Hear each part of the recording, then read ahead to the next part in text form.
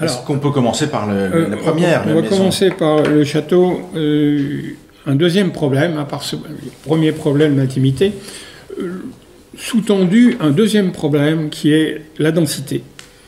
Et l'histoire du château est assez amusante parce que elle est arrivée par le fait que la ville nouvelle, nous étions ville nouvelle, avait officiellement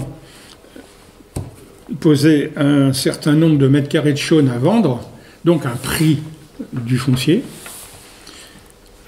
qui était forcément, vu la situation à côté d'un lac artificiel, etc., très cher. Et par conséquent, on ne voulait pas démordre, parce que dans son bilan, ce terrain-là a été fixé à tel prix. Mais, à l'époque en question, on ne vendait absolument plus un collectif. C'était la grande époque de tuer le collectif à vue pour la maison individuelle, et par conséquent, plus de collectif à vendre.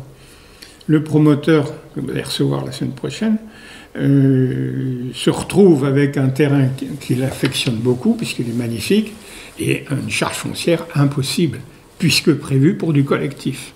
Il vient me voir en me disant, je suis très embêté, parce que moi, je ne veux pas faire de collectif, je ne vendrai pas. Et par contre, j'ai une charge foncière qui est énorme, parce que, évidemment, il se base sur une surface de chaunes trop importante. Je lui dis qu'à ça ne tienne, on a l'étude à l'agence, et je lui ai fait cette proposition.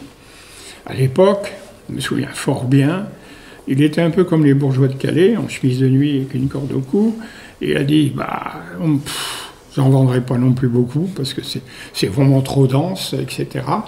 Et par contre, je préfère encore ça au collectif. Donc on a fait ça, et ça s'est avéré commercialement une excellente opération, finalement, comme quoi les gens ne sont pas butés du tout.